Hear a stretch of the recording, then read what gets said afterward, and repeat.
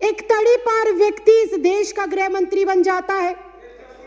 जिस मैंने नाम नहीं लिया, मैंने नाम नहीं लिया, मैंने नाम नहीं लिया, मैंने नाम नहीं लिया, ये ऑन रिकॉर्ड है, ये ऑन रिकॉर्ड है, मैंने नाम नहीं लिया। आप अपना भाषण जारी रखिए ना। मैंने नाम नहीं लिया। आप मेरी तरफ उंगली ना करें, मेरी तरफ उंगली ना करें, मेरी तरफ उंगली ना करें, मेरी तरफ उंगली ना करें। जिस पहचान पत्र की बदौलत एक आम साधारण नागरिक एक तड़ी पार को चुनकर देश का गृह मंत्री बना सकता है। आगे बढ़िए। एक चाय वाला, एक चाय वाला, एक चाय वाला, एक चाय वाला, एक चाय वाला, एक चाय वाला इस लोकतंत्र के अंदर एक वोट के अधिकार से सीधा चाय वाले से प्रधानमंत्री बन जाता है। उस वोटर आईडी कार्ड की कोई अहमियत नहीं। क्या बात करते हो?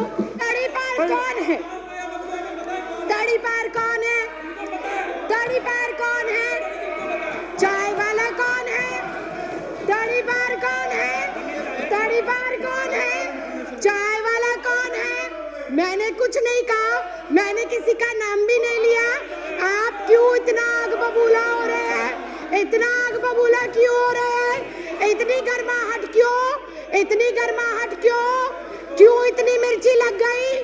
क्यों इतनी मिर्ची लग गई? आपको इतनी दिक्कत क्या हो गई? आपको इतनी परेशानी? देश के अंदर इस समय कैसी सरकार चल रही है जो बहुत कंफ्यूज है, जो बहुत अज्ञानी तरीके से, अनजान तरीके से, उसे पता ही नहीं है कि देश को किस ओर लेकर जाना है, देश के लिए क्या जरूरी है, देश के लिए कौन से मुद्दे महत्वपूर्ण हैं, देश के लिए कौन से कानून महत्वपूर्ण हैं। उनको इस चीज की बिल्कुल जानकारी नहीं है। बहुत ही अजीब से लोग इस देश के केंद्र की सत्ता के ऊपर बैठकर अजीबोगरीब फैसले ले रहे हैं। जो इस देश में अभी तक विदेशी कहे जा रहे हैं, उनको ये नागरिकता दे रहे हैं बिना किसी कॉमा फुल स्टॉप के। और इस देश के अंदर जो सदियों से, दशकों से रह रहे हैं, उनको ये कहते हैं कि अगर तुम इस देश के नागरिक हो तो तुम्हें कागजात देने पड़ेंगे, तुम्हें प्रूफ करना पड़ेगा कि तुम इस देश के नागरिक हो। ये अजीब विडंबना है। हमारे पास वोटर आईडी कार्ड है, हमारे पास आधार कार्ड है, हमारे पास पैन कार्ड है, हमारे पास पासपोर्ट है, उनको ये हमारे कागज नहीं मानते। जिस वोटर आईडी कार्ड से इनको सत्ता में चुनकर भेजा गया, जिस वोटर आईडी कार्ड से ग्राम पंचायत हो, निगम का चुनाव हो, विधानसभा का चुनाव हो या देश की सर्वोच्च संस्था लोकसभा का चुनाव हो, जिस वोटर आईडी से देश के 128 करोड़ लोग इनको चुनकर भेजते हैं, उस वोटर आईडी कार्ड को भी ये हमारा सबूत के तौर पर मानने को तैयार नहीं। बहुत ही हास्यास्पद बात है कि जिस पहचान पत्र की बदौलत एक तड़ी पार व्यक्ति इस देश का गृह मंत्री बन जाता है।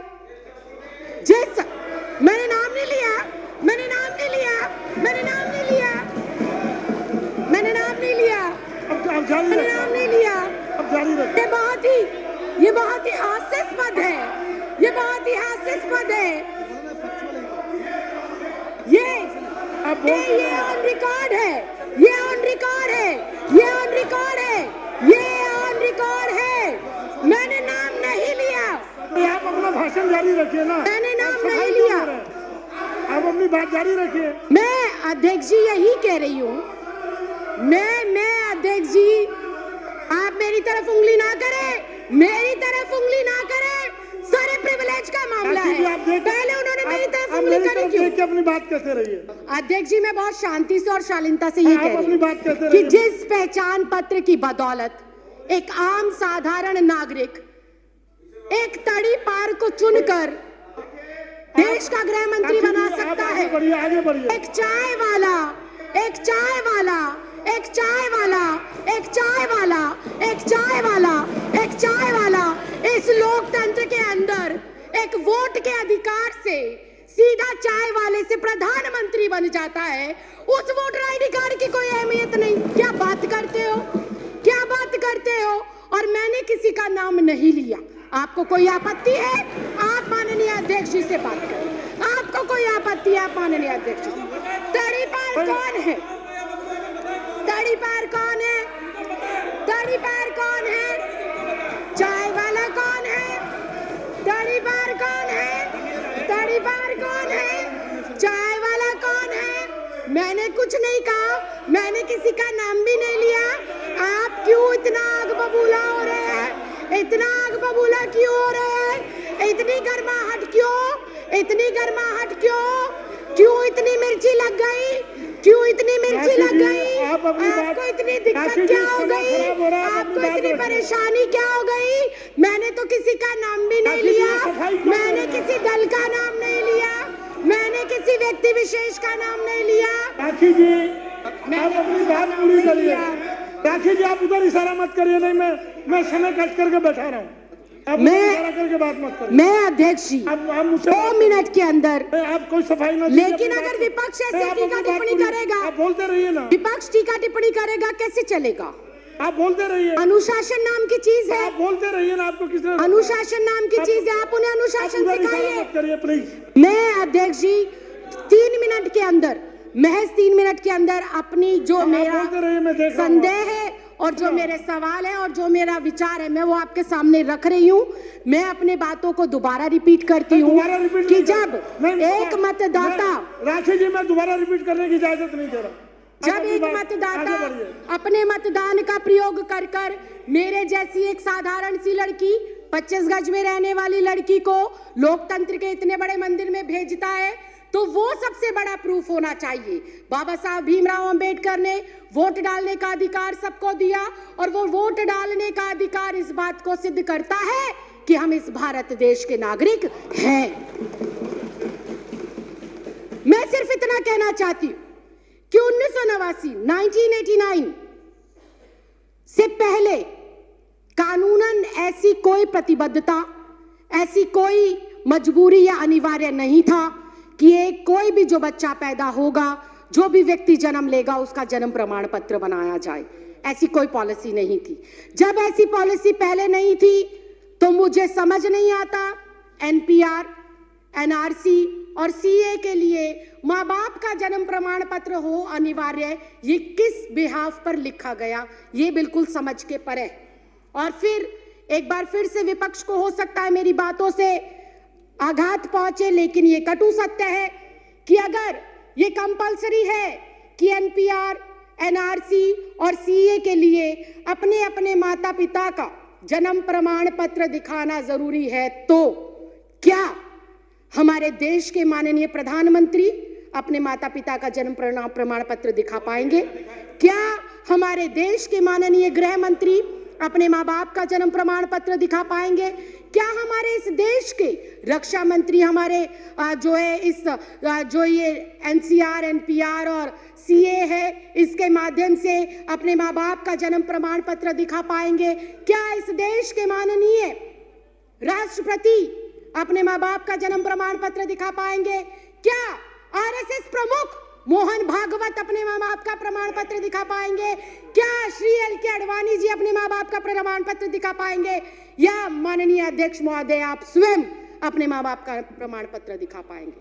अगर ये संभव नहीं है, अगर ये संभव नहीं है, अगर ये संभव नहीं है, अगर ये संभव नहीं है, अगर ये संभव नहीं है, राखी जी अगर ये संभव नहीं है, तो मैं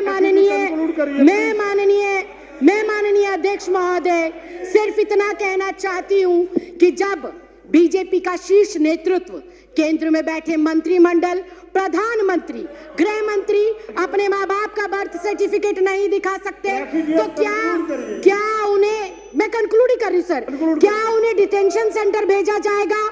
अगर वो लोग डिटेंशन सेंटर नहीं जाएंगे तो इस देश का आम गरीब मजलूब परिवार का सदस्य क्यों डिटेंशन सेंटर जाएगा? ये सवाल आज इस लोकतंत्र के मंदिर में मैं आपके माध्यम से केंद्र सरकार से पूछना चाहती हूँ। अध्यक्ष जी मुझे 2 मिनट दे दीजिए, मैं अपनी बात को खत्म कर रही हूँ।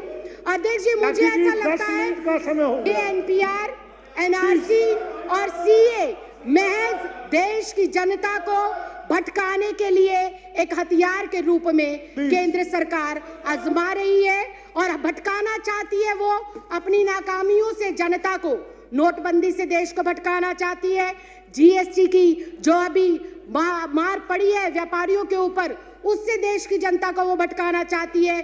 बेरोजगारी जो पिछले 45 सालों के अंदर सर्वोपरि आंकड़ा इस साल में आया है, उससे देश की जनता को भटकाने के लिए हथियार के रूप में इसका प्रयोग हो रहा है। राइफल सौदा हो गया, दलितों पर अत्याचार हो गया, अर्थव्यवस्था किस तरह से चरमराई हुई है। अध्यक्ष जी, मैं एक लाइन कहकर सर मैं भी रिक्वेस्ट कर रही हूँ, फाइनल क्लोजिंग लाइन कहकर मैं जो है अपनी बात को विराम देती हूँ कि अध्यक्ष जी, ये जो भाजपा सरकार है ये एक संकीर्ण मानसिकता की सरकार है। इस सरकार को जब से ये अस्तित्व में आई है, किसान सड़कों पर है, छात्र सड़कों पर है, महिला सड़कों पर है, पुरुष सड़कों पर है, दलित सड़कों पर है, वकील सड़कों पर है, डॉक्टर सड़कों पर है, इंजीनियर सड़कों पर है। ये सरकार नहीं, संविधान विरोधी लोग हैं।